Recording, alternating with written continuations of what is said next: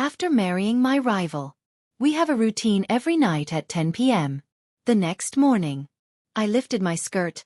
I didn't feel anything last night, did you not eat? He buttoned his shirt. Who passed out after 2 rounds?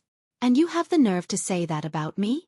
That day, I secretly supported my nearly broken waist and hid in my company to catch up on sleep.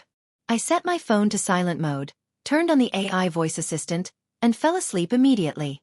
Then I overslept. At 10 o'clock, my rival called punctually. Why aren't you back yet? If you're this lazy, when will we ever have a child and successfully divorce? The AI assistant replied in a deep male voice. My owner is asleep, and I will relay your message to her later. There was silence on the other end for a few seconds. Tina, how dare you have another dog behind my back? Welcome to listen to my full sweet love series novel. I'm the blogger and I'm Twilight's novel. Now let's start the main story. When I woke up, it was already 2 a.m. Looking at my wrinkled dress from sleeping, I cursed under my breath and quickly got up from the sofa. While rummaging through the drawer for a spare dress, I casually turned off my phone's Do Not Disturb mode. Instantly, the AI phone assistant's notification sounded. Good evening, owner. There was one missed call from Leo during the silent period. Would you like me to summarize the call content for you? I was busy changing my dress, so I placed my phone on the table. Go ahead. The AI phone assistant replied in a soothing, deep male voice. Okay, owner. Leo called at 10 p.m. last night. He urged you to return home and criticized you for being too lazy. Hearing this, I rolled my eyes. The Wen family and the Han family have been family friends for many years. Leo and I were even betrothed before we were born. However, we never got along since childhood. Leo is cold and arrogant, sharp and formidable. I am competitive and never yield an inch. In high school we competed for the top rank. In college, we fought for scholarship spots. After inheriting our family businesses, we backstabbed each other to snatch deals. We were notorious rivals in our circle. But for the sake of family interests, we held our noses and agreed to the marriage alliance. Leo and I privately agreed to quickly have a child with both families' bloodlines as an heir, then divorce and go our separate ways. When drafting the prenuptial agreement, Leo and I argued over everything from the wedding date and marital home to the child's name and zodiac sign, even fighting bitterly over the curtain color. 3 months into the marriage, we have a routine every night at 10 p.m. Leo would leave bruises around my waist from gripping me, and I would tie his hands to the bedpost, slapping him and forcing him to call me master. The next morning, we would exchange disdainful remarks before heading out to work separately. If Leo found out that I talked tough but secretly hid away to catch up on sleep, it would be utterly humiliating. Now, just as I finished changing clothes, the AI assistant added. Additionally, at the end of the call, Leo expressed a strong desire for you not to keep a dog. I paused mid-action.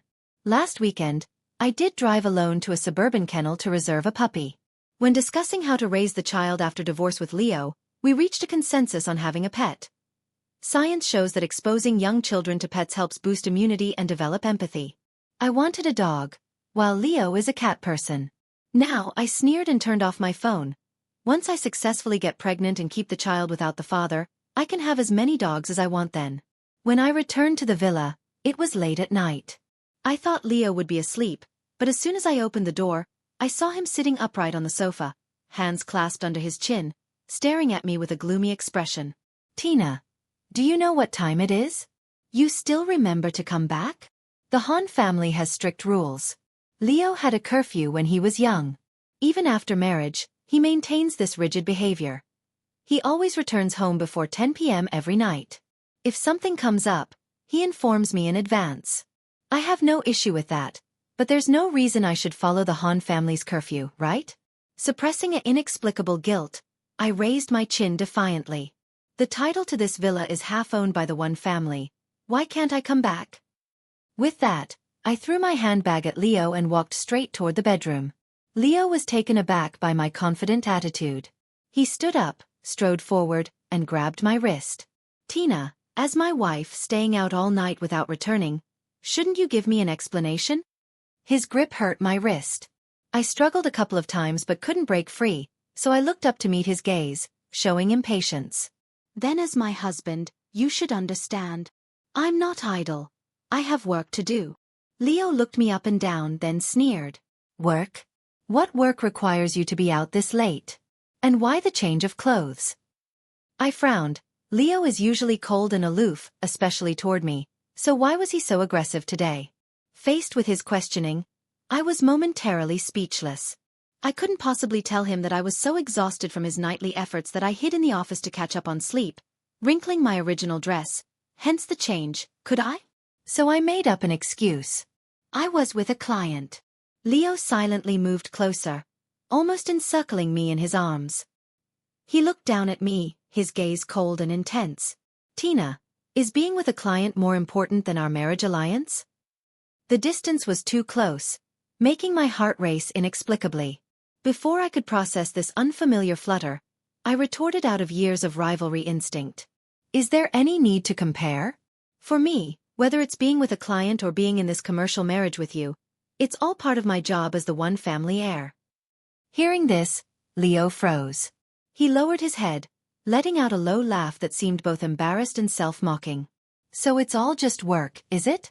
Fine, then let's get tonight's work done. Leo pushed me against the wall. Before I could react, he buried his face in my neck, sniffing my hair like a dangerous predator, as if searching for any suspicious traces. His warm breath near my ear sent shivers through me. Though Leo and I have been at odds for years, our bodies are surprisingly compatible. But we always turned off the lights during our routines.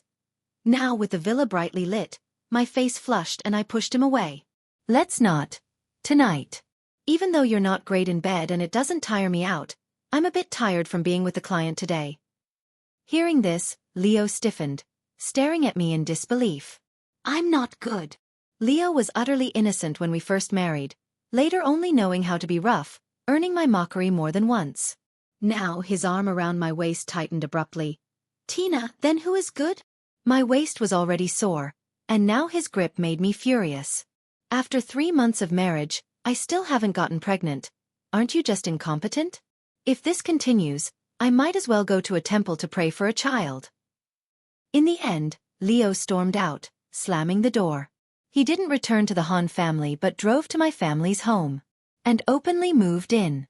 I don't know what Leo said to my parents, but they started bombarding me with calls, urging me to come home. Annoyed beyond patience, I reluctantly returned to the one family. As I entered the hallway, I saw 2 men in the kitchen. My father was washing grapes by the sink, while Leo stood by the counter, leisurely chopping vegetables. Leo already has a slim waist and long legs. Now, toning down his usual sharpness, wearing a light beige shirt and a pink apron, he looked surprisingly gentle and refined. The sight was undeniably attractive. I felt a heat in my eyes and cursed under my breath. Faker. In the kitchen. My father saw me, his expression somewhat reproachful. Before he could speak, I walked in, affectionately linking arms with Leo. Honey, why did you come back to my family's home without a word? Acting like a child at your age. As the family heir, only by showing sufficient maturity would my parents fully entrust me with authority. And a harmonious family is one sign of maturity. Before Leo could respond, I pushed my father out of the kitchen. Dad, go rest, we'll handle this here. By the counter. Amid the gentle sound of running water, Leo and I stood side by side. I lowered my head while washing grapes, whispering, Leo, how long are you going to keep this up? Planning to live at my family's home forever, fulfilling filial duties for me? Leo arranged the sliced cherry tomatoes on a plate, his tone emotionless. What, didn't you say I'm no good and that you despise me? Why are you begging me to come back now? I snorted coldly, turning off the faucet forcefully.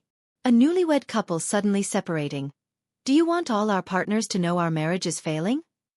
Leo's cold gaze swept over me, ready to retort. Just then, I glimpsed from the corner of my eye my parents peeking into the kitchen from the doorway. Leo noticed it too. He suddenly wrapped his arm around my waist intimately, leaning close. From the doorway, it looked like a gentle husband whispering sweet nothings to his new wife. Using the angle as cover, Leo murmured in my ear. Yesterday, your parents showed me photos of you wearing split pants as a child. Much cuter than you are now.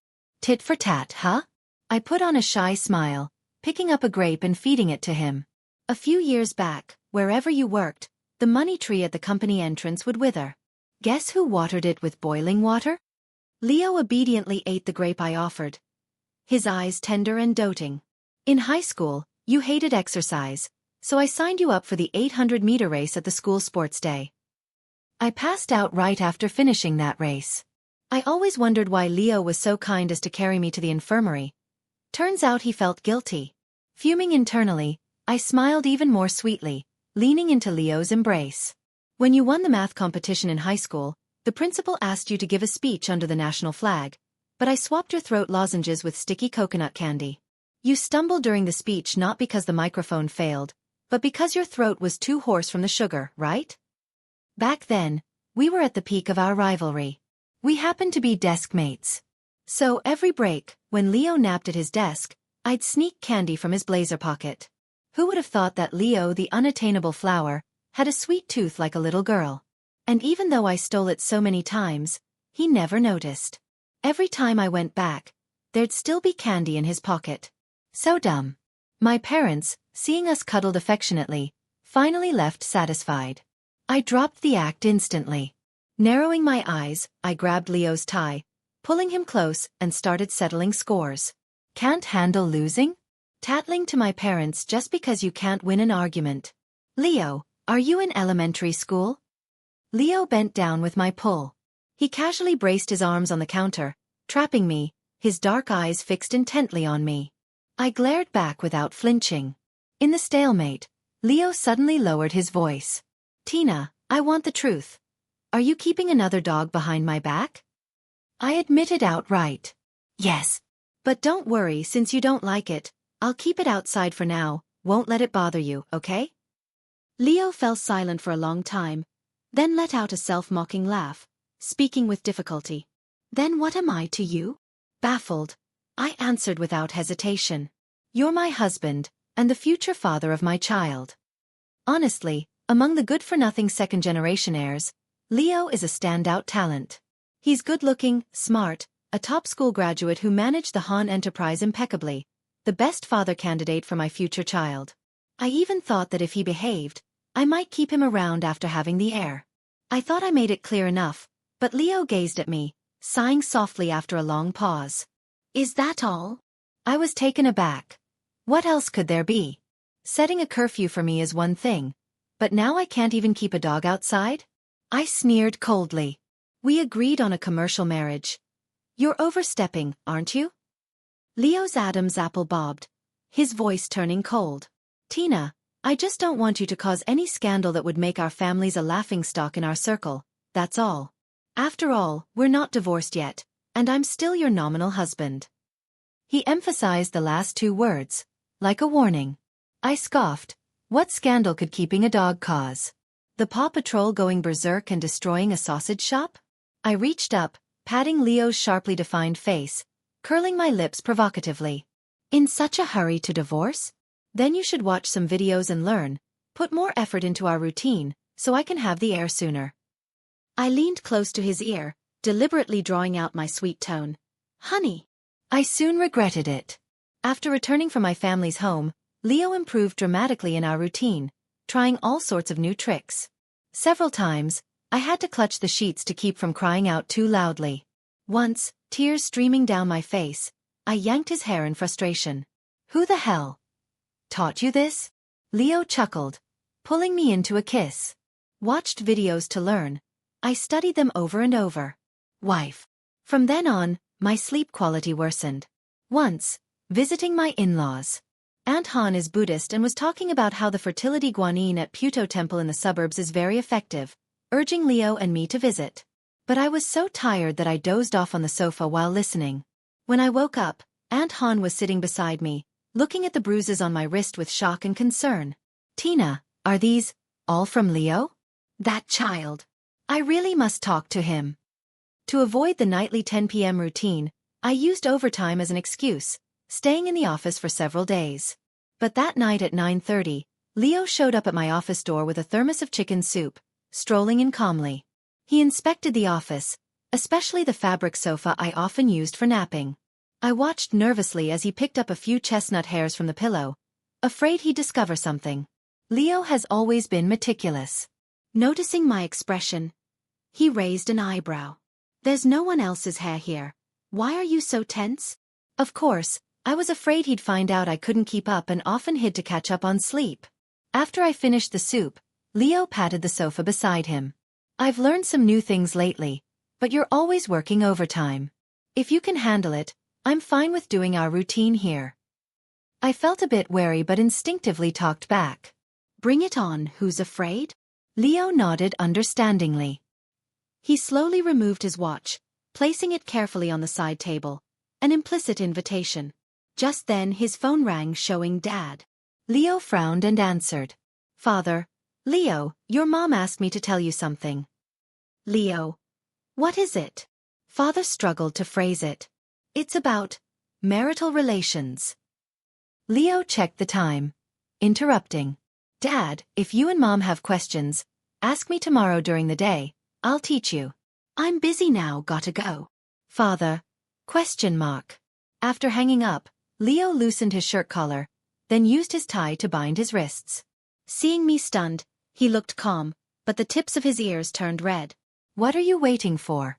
Isn't this what you like? Months later. Puto Temple. Leo and I had been married for half a year, going at it intensely every day, but my stomach remained flat. To reassure our elders, I took Leo to Puto Temple to pray to the fertility guanine.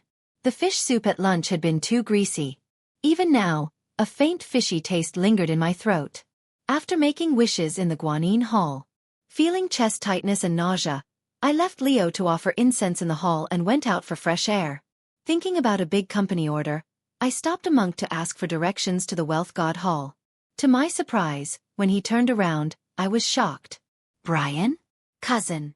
Brian is 6 months older than me and had been living in the UK for years.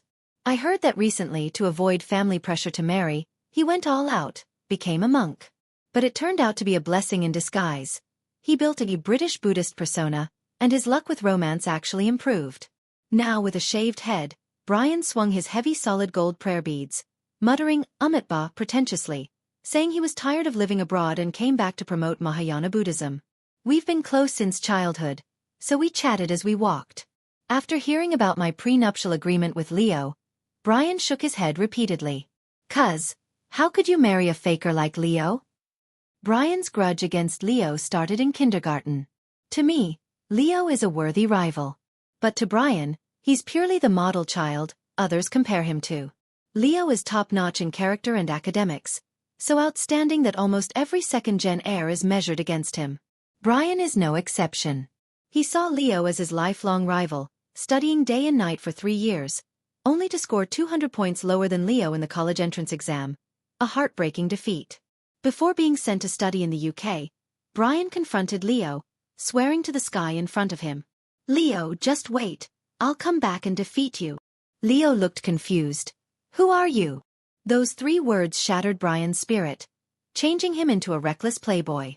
Later, the Cheen family shifted focus to overseas business, and my uncle's family settled in the UK years ago. Now, after praying to the wealth god, on a whim, Brian video called my aunt. Though dizzy and nauseous, I forced myself to chat with my uncle and aunt. After a few exchanges, my aunt started scolding Brian with frustration. You're not young anymore. Look at Leo. After marrying Tina, they're so harmonious, it's enviable.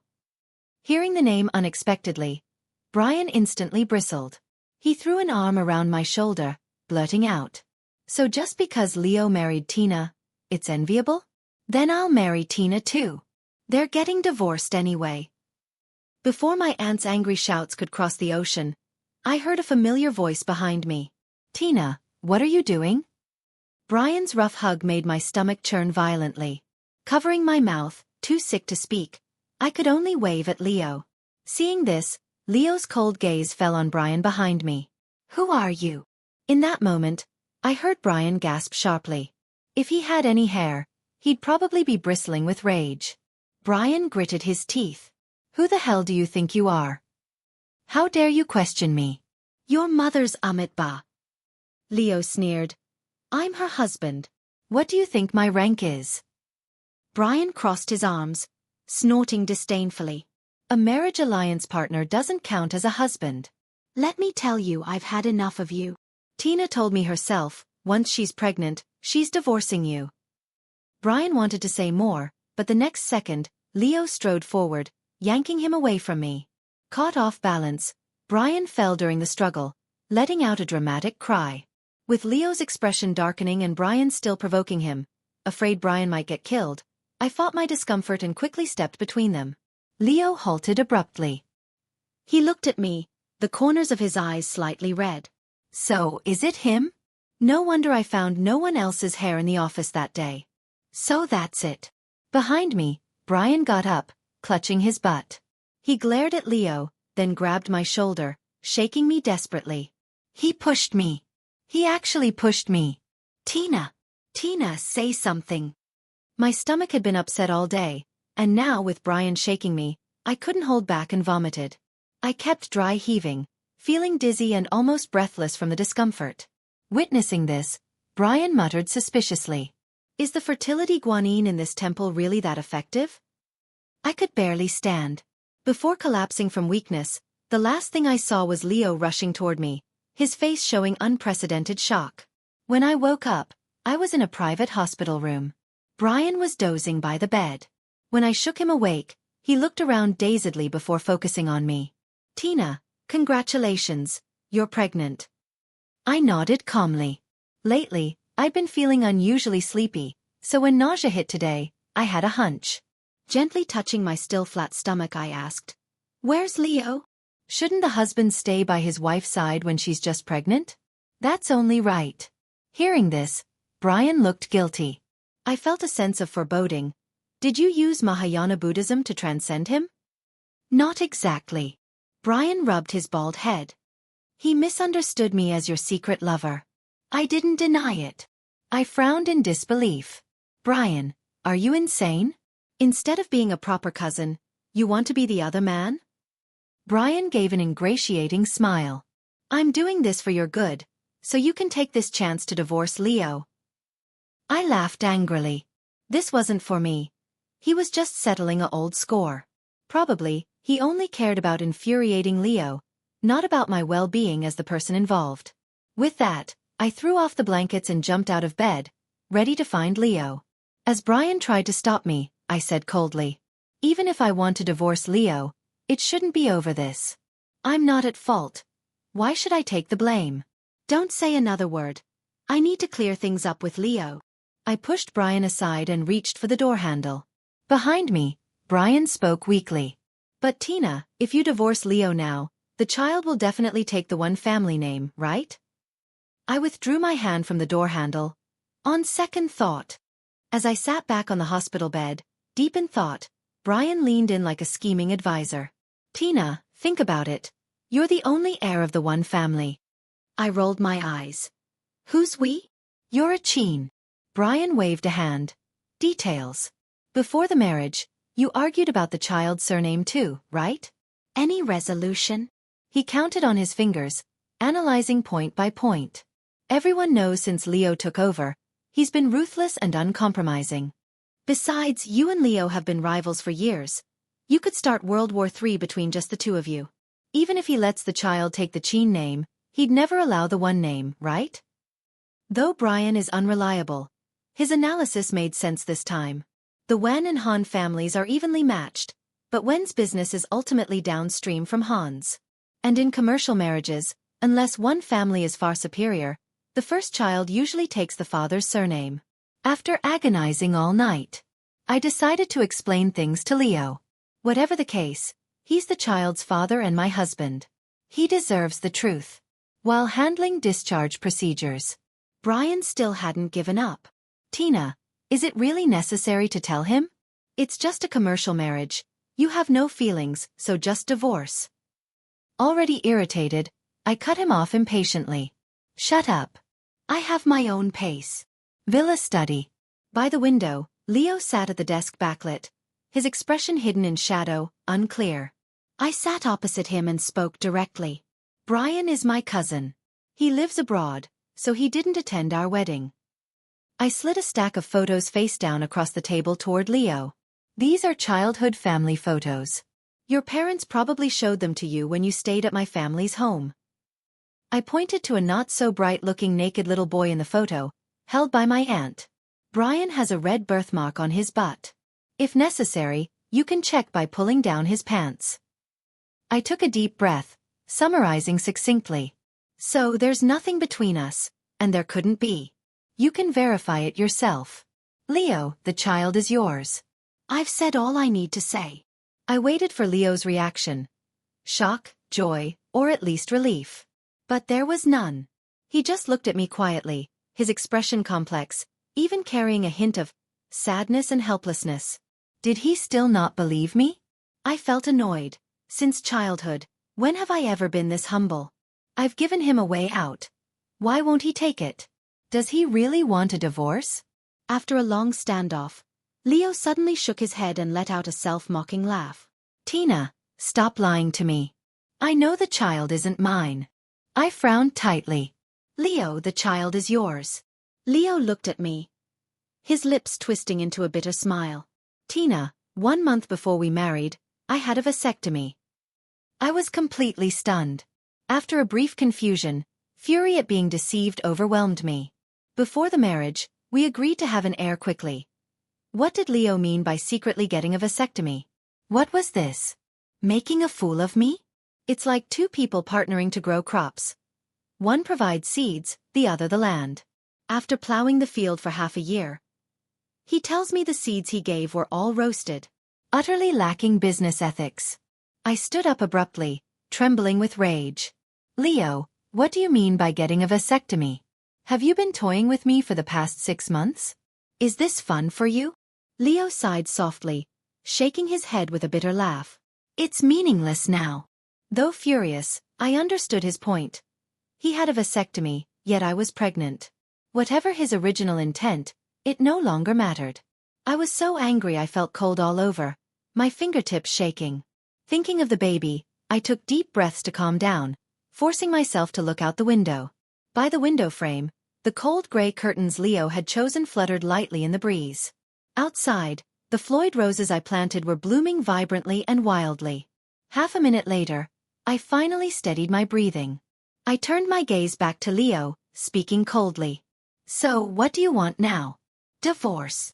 Leo clasped his hands under his chin, half his face in shadow, his eyes obscured and unreadable. The atmosphere froze. After a long time his Adam's apple bobbed, and he hoarsely uttered 2 words. Up to you. I laughed in sheer anger. Fine, then let's divorce. With that, I swiftly slid the wedding ring off my finger and without looking, tossed it out the window. The diamond ring drew a gleaming arc before disappearing into the blooming rose bushes outside. Gone without a trace. Leo and I went to the Civil Affairs Bureau to file for divorce. The process was smooth. We were both calm, exchanging no words throughout, as if signing an ordinary business document. During the divorce cooling-off period, Leo and I lived separately. Since both families owned half the villa and asset division took time, neither of us moved out initially. I slept in the master bedroom as usual, while Leo moved to a guest room. We lived under the same roof but treated each other as invisible. Compared to our past arguments, it was almost peaceful. Until one early morning. I was sound asleep when Leo suddenly barged into the master bedroom carrying a household stepladder. Under my stunned gaze, he expressionlessly removed the master bedroom curtains. The study curtains don't block light well, Leo said tonelessly. I chose the master bedroom curtains originally, so I'm taking them back. Returning them to their owner. Pregnant and emotionally volatile, I was so angry tears welled up. So, that very night at midnight, I directly hired a moving crew to break down the guest room door. I walked into the guest room and sneered as I pulled the sheets out from under Leo. The sheets and mattress were originally chosen by me, so they should be returned to their rightful owner. With that, I waved to the workers. Take them all away.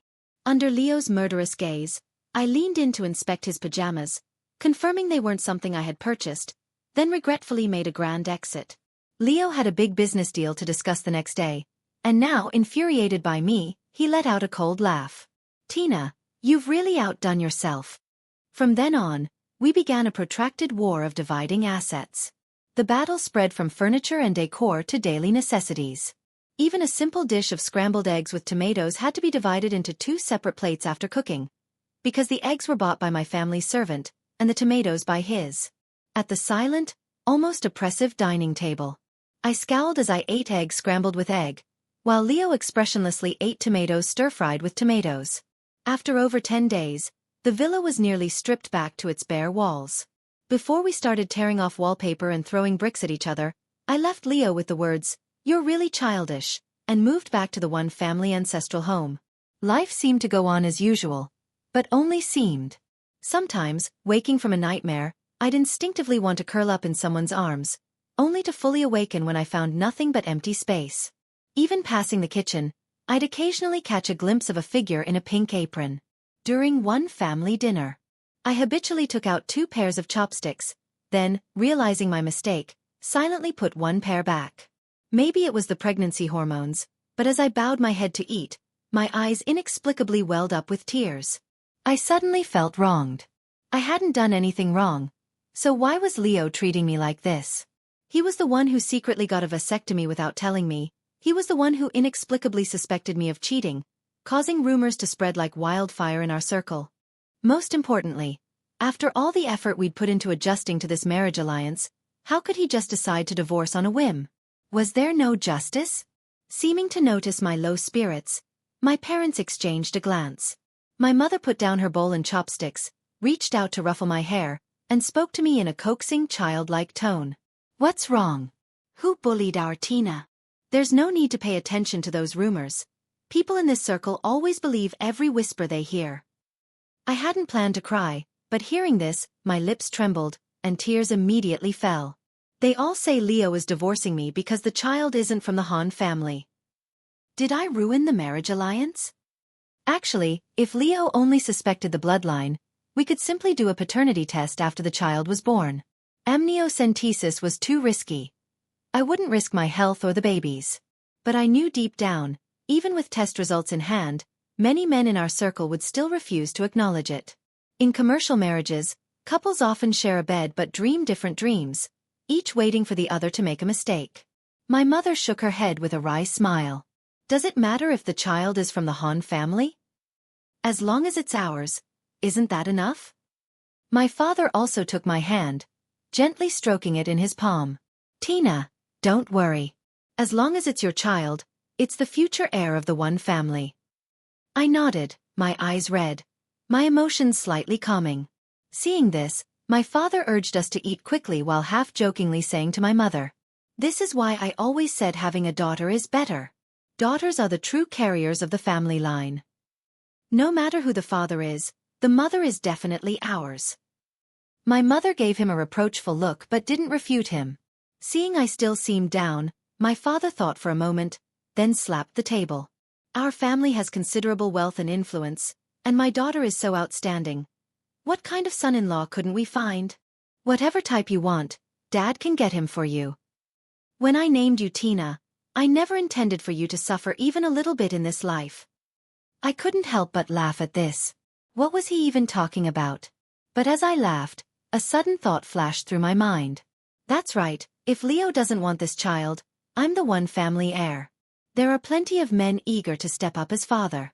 A week later, when family ancestral home, I sent out invitations in advance, sincerely inviting all eligible single men in our circle to attend a banquet at the one residence. The news of my marital troubles with Leo had already spread far and wide. By hosting the banquet at this time, though unspoken, it was clear to everyone that this was a matchmaking event to find me a new husband. In the dressing room, Brian pushed the door open and whistled when he saw me. "Our Tina is so beautiful. You're going to drive all the men downstairs crazy, aren't you?" I rose gracefully from the vanity mirror. I wore subtle, elegant makeup and a backless mermaid dress that hugged my curves, with chestnut curls cascading lazily over my shoulders. Brian pulled me into a photo, clamoring to post it on social media. "Tina, maybe you shouldn't even go downstairs later. Just stand on the second-floor balcony and let them get a look." I rolled my eyes. In the banquet hall, glasses clinked. I swayed a glass of soda water disguised as champagne, moving gracefully through the crowd. The banquet was filled with familiar faces. Unfortunately, while these people looked glamorous on the surface, Behind the scenes they were either worthless playboys or womanizers with chaotic personal lives. Facing the enthusiastic attentions of the Wei family's second son, I entertained him with little interest. Fortunately, Brian walked to my side, subtly blocking Wei Air from approaching further. Finally free from the persistent hounding, I breathed a sigh of relief. Once Wei Air reluctantly walked away, Brian teased me. "Tina, just now when that fat guy kept pressing up against you, you looked like you were about to throw up. Anti-Wei, are you? You specifically told the guards not to check invitations too carefully, but I didn't expect it to benefit him." I had indeed felt nauseous. Wei Air was a good-for-nothing glutton who started indulging in pleasure as soon as he took over the family business. Not even 30 yet, he was already overweight, with dark circles under his eyes and the look of someone who'd overindulged. Even though he wore heavy cologne, it couldn't mask the stench of smoke and alcohol on him. Just the thought made my stomach churn. Suddenly, I felt Brian subtly poke me. I discreetly followed his gaze, and saw a familiar, tall figure standing by the champagne tower in the corner of the banquet hall. My mind raced, but my expression remained unchanged. I nodded to guests as I walked, casually pouring the soda water from my glass into a vase, then elegantly turned toward the champagne tower and picked up a fresh glass. Only then did I act as if I'd just noticed, raising an eyebrow in feigned surprise. "Leo, what are you doing here?" Leo's expression was aloof. "You sent the invitation for your selection ceremony right to me, and I'm not allowed to come watch the show?" I raised an eyebrow and smiled lightly. "I don't remember sending you an invitation," he said without changing expression. "The one family staff must have messed up. How could they send it to the wrong person?"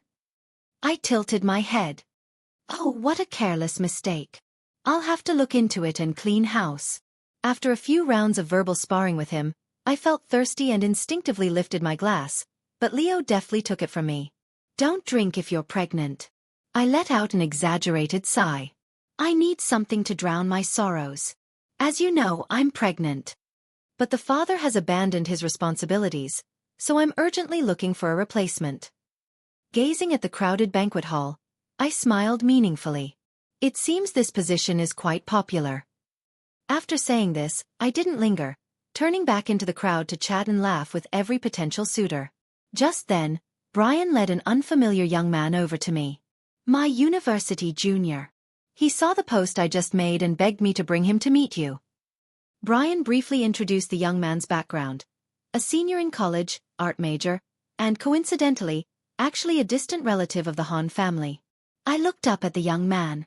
He was dressed in trendy clothes, with short hair dyed ash pink and a single black obsidian earring. Perhaps because they were related, he bore some resemblance to Leo, with a straight nose bridge, deep-set eyes, and an intensely focused gaze when he looked at you. Brian winked at me, quietly boasting.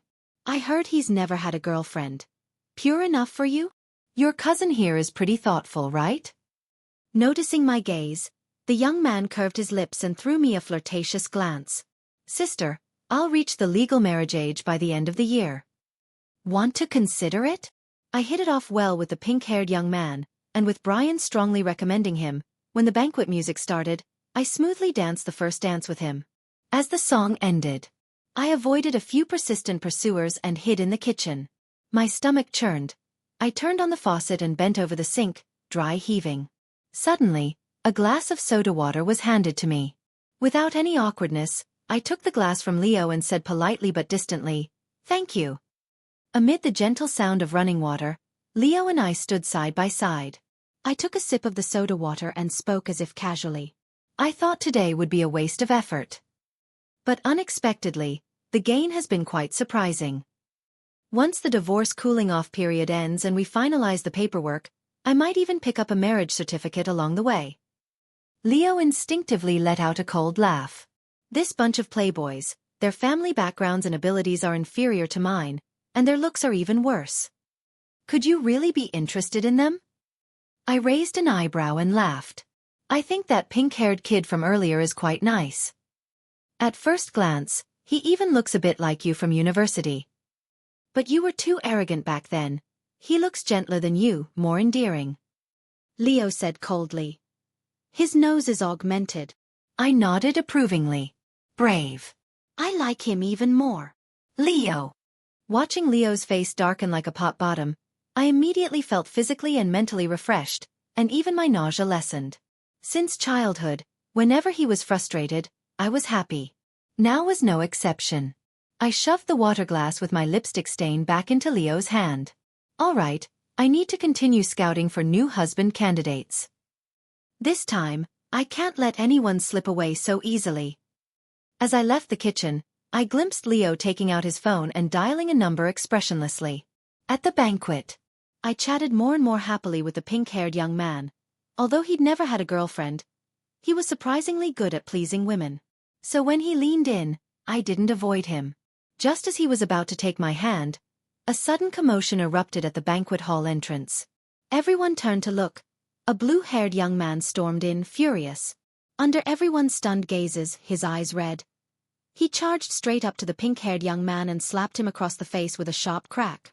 "You cheating scum! You promised to be brothers through life and death, but all you want is to get into me, isn't that it?" After the farce ended, I sat on the sofa, massaging my temples helplessly.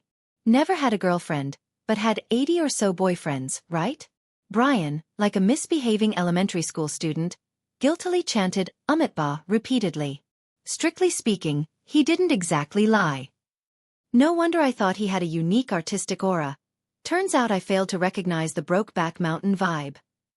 I closed my eyes, feeling only that the Chin family's future was not optimistic. After all that drama, I lost all interest. Brian, knowing he was at fault, proactively calmed the startled guests. And I, recalling the sweet talk the pink-haired young man had just showered on me, felt my chest tighten and a bitter taste rise in my throat. Seeing Wei Air's bulky figure scanning the crowd, I immediately stood up, planning to get some fresh air in the back garden. Back garden. The garden was full of blooming roses. Amid the rich fragrance, I distractedly gently stroked my still flat stomach. I've loved bright color since childhood, while Leo preferred simple black, white, and gray tones. We were always so incompatible. No wonder we clashed endlessly, never finding peace. Lost in thought, a shadow suddenly fell over me from behind. Before I could turn around, a plump body reeking of alcohol slammed into me from behind. I stared wide-eyed in disbelief, about to struggle and call for help, when a greasy fat hand clamped tightly over my mouth. Wei Air was heavily drunk. His eyes glazed over as they stuck to me, and he made a shoo gesture. "Tina, I really like you. Your face is so sweet, but your personality is so strong-willed. Why bother? Leo can't handle you, but I'm different from him. I'm devoted, for love I can throw caution to the wind." Before he finished, Wei Air puckered his lips to kiss my cheek, but I avoided it with disgust. Seeing this, he paused, then broke into a lewd, grimacing smile. "Playing hard to get? Once everyone sees we've cooked the rice, confirming the child is mine, I won't disdain you and the kid." As he reached to tear my dress, I suppressed my nausea and bit down hard on his hand. "Ah!" Wei Air screamed, releasing his hand from my mouth. I seized the chance to break free, scrambled up, and tried to run toward the banquet hall. Since the banquet was at my own home, I hadn't brought bodyguards with me. I never expected Wei Air to be so brazen as to attempt assault. However, I'd only run 2 steps when I was grabbed by the ankle and fell to the ground. As I fell, I instinctively protected my abdomen, scraping my elbow, the pain sharp. Seeing Wei Air stubbornly gripping my ankle, I turned my head and threatened coldly. "If you dare lay a single finger on me today, I guarantee even the Wei family patriarch won't be able to save you." With that, I gritted my teeth, lifted my leg and kicked his face hard, making Wei Air howl in pain. I even regretted not wearing sky-high heels today. Otherwise, I'd have used the heel to crack open his pig-brained head. Wei Air's face was almost kicked into a swollen mess. "Bitch, you dare hit me?" He grabbed my ankle, dragging me back, while raising his hand menacingly. Seeing no way to avoid it, I curled up, protecting my abdomen, ready to endure the blow. But the expected pain never came. Instead, it was replaced by Wei Air's pig-like screeches of agony. I opened my eyes in a daze to see he'd been thrown to the ground, rolling around and wailing. I blinked, not yet processing what happened, when the next second I was pulled into a warm embrace. Leo held me tightly in his arms. Hearing his rapid breathing above me, I opened my mouth. Leo. Why are your hands trembling? Leo's breath hitched. He pressed his lips together, diverting his gaze to weigh air on the ground as if to hide something. Leo's voice was flat but cold as ice. Looking to die? By then, bodyguards and other guests had heard the noise and rushed over. Leading them, Brian took one look at my disheveled state in Leo's arms, then at weigh air on the ground, and instantly understood. He raised his voice in disbelief. Weigh air. Have you lost your fucking mind? Tina is the current Wen family heir, and she's carrying the next one. Brian brandished the solid gold prayer beads on his wrist, whipping them down on Wei Air's head and face. You've got some nerve. Don't you value your pathetic life? Wei Air howled under the blows, pinned down by arriving bodyguards, so he turned to scream at me.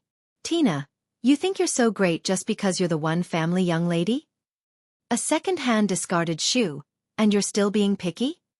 Amid the crowd's whispers, I gently pushed Leo away, walked up to Wei Air, and slapped him twice across the face. Smack, smack. Seeing his narrow eyes still glaring at me, I spoke coldly. What's wrong with being twice married? Even if I were married 8 times, you still wouldn't be worthy enough to climb up to me. Wei Air, stung by the jab, ignored his swollen face and started cursing at me. Me climb up to you?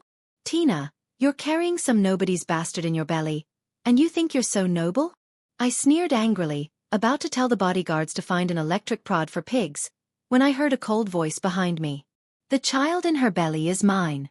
Any problem with that? I froze, turning my head in disbelief. Leo walked slowly to stand behind me, his arm lightly encircling my waist, a protective stance. Under my complex gaze, Leo took off his suit jacket and draped it over my shoulders. His voice wasn't loud, but it carried clearly through the hall. Wife, I'm sorry. I shouldn't have made you so angry you wanted a divorce. In front of everyone, Leo held me tighter, his tone tinged with helpless affection. Forgive me. For our child's sake, all right? Brian began ushering guests out. Having enjoyed the spectacle, they dispersed willingly. Only Wei Air on the ground continued to rant. Leo, what kind of man are you? Aren't you supposed to be the best of our generation? With a green hat slapped on your head, you're insisting spring has arrived and everything's verdant? Are you so eager to be this woman's dog? Leo ignored him entirely, asking me in a low voice. Do you want me to handle this for you? I waved him off. No need, I'll handle it myself. With that, I had the bodyguards haul Wei Air up and throw him out, simultaneously instructing. Find an alley and beat him up, just don't cripple him. The Wei family might be in decline, but a starved camel is still bigger than a horse. Though Wei Air was at fault today, since nothing serious had happened to me, I still had to show some respect to the Wei family patriarch. Leo suddenly spoke up. Use a sack when you beat him, if he's crippled, I'll take responsibility. He tossed his car keys to a bodyguard. After beating him, dump him at the Wei family's doorstep. Take my car. Their patriarch will know what to do. After the banquet ended, I changed into casual clothes and leaned alone on the second-floor balcony. The night breeze was cool. Familiar footsteps sounded behind me. Without turning around, I said, The banquet is over, why haven't you left? Leo replied calmly. My car was taken away. I can't leave. I took out my phone and said sincerely, No problem, I can call Aditi for you.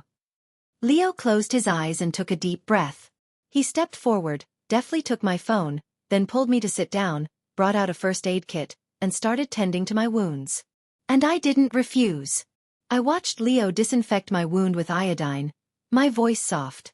So, no divorce? After finishing, Leo lowered his eyes to pack the first aid kit. No divorce. Somehow, I felt wronged, the tip of my nose tinged red. You say no divorce and that's it? Why should I agree? I haven't consented. Hearing this, Leo pressed his lips together. Proud by nature, he had little experience bowing his head or yielding. Even his apology seemed awkward. Sorry, Tina, I was at fault first. I shouldn't have hidden it from you. Next month's routine order with the One family, the Han family will concede a 5% profit. I rolled my eyes hard. Leo, you know perfectly well that's not what I want to hear. I want the truth.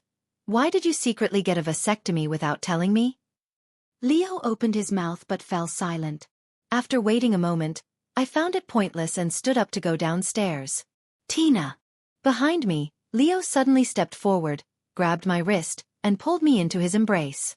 Earlier in the garden, you asked me why my hands were trembling when I held you. The answer to both questions is the same. He took a deep breath, his voice hoarse. Because I was afraid. Afraid you'd get hurt or something would happen to you. Also afraid that once you achieved your goal, you'd discard me. Tina, could you please not discard me? I didn't speak.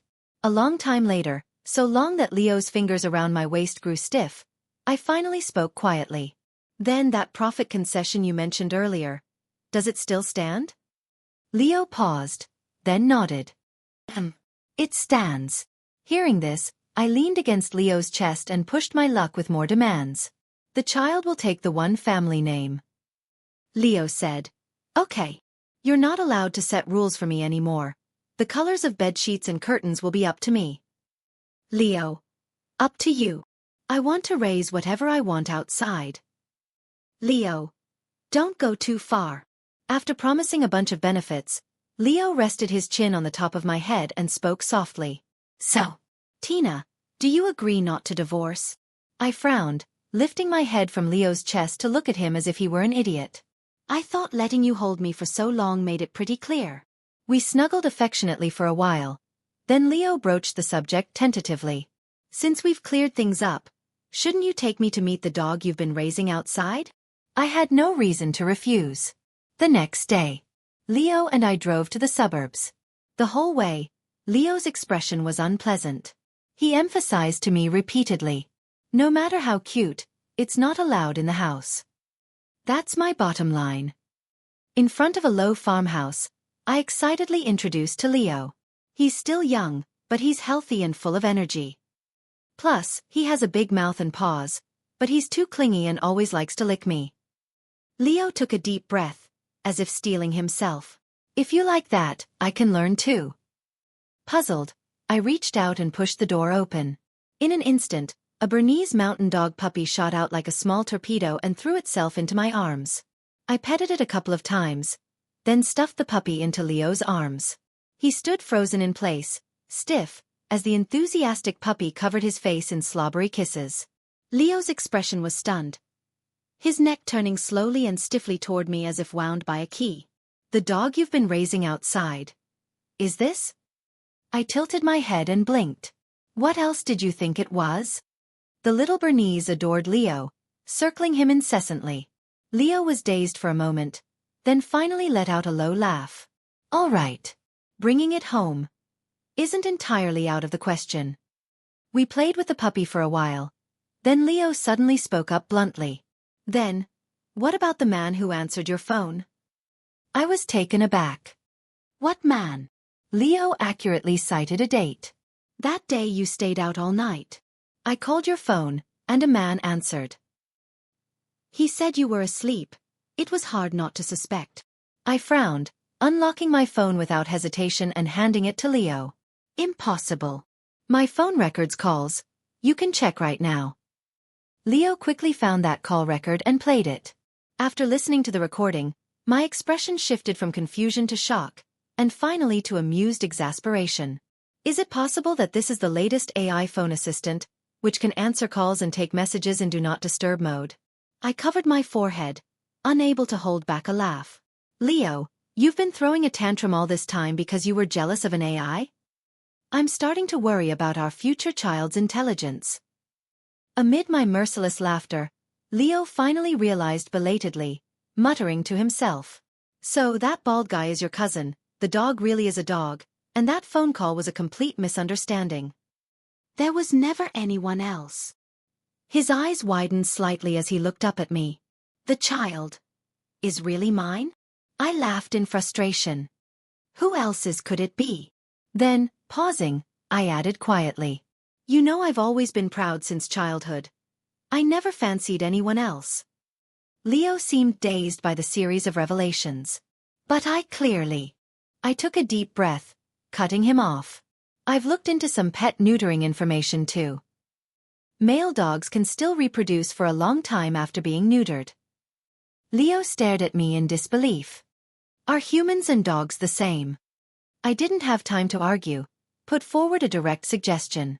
Then let's go to the hospital and hear what the doctor says. Hospital. Looking at a test report showing sperm motility as high as 86%, Leo and I both fell silent. The doctor took off his glasses, wiping sweat from his forehead with the back of his hand. Mr. Hahn underwent temporary sterilization at the time, with the possibility of reversal in the future. As his private medical team, after careful discussion, we used a vasectomy with a tied-off method, rather than the traditional severed approach. But possibly due to excessive physical activity post-surgery, the knot came loose on its own. When excessive physical activity was mentioned, I guiltily averted my eyes, and Leo coughed lightly, looking down. In the car on the way back. We were silent the whole way.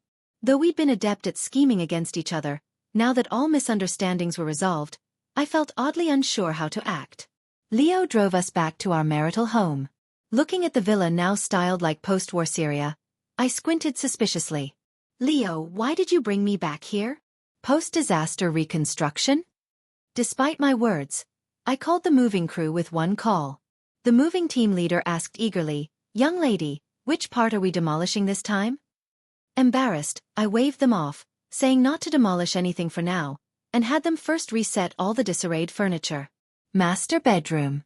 Leo silently reinstalled the curtains. I repeatedly emphasized, uneasy. Let's make do with these for now. In a couple of days, I want to change the curtains to French style. Hearing this, Leo shook his head with a laugh. Okay, whatever you say. Finally satisfied, I leaned against the window next to Leo, both of us watching the newly adopted Bernese mountain dog puppy tumbling and rolling in the rose bushes below. Then, I suddenly heard Leo speak. Tina, I remember you always used to steal candy from my coat pockets. Want to try again? I found it odd, but still reached into his overcoat pocket while muttering under my breath. Are you an idiot? You knew I'd steal your candy, yet you brought different candies to school every day. Leo chuckled low but didn't speak, and my fingers searched through his overcoat pocket, then pulled out a diamond ring. A 5-carat, lavishly set diamond ring. Exactly the one Leo had placed on my finger during our wedding. I stared blankly at the engagement ring, unable to process it for a moment. I clearly threw it away. Leo took my hand and solemnly slipped the ring back onto my left ring finger. I accidentally found it. Now, return to its rightful owner. I raised an eyebrow. Accidentally? Not on purpose? Then I don't want it.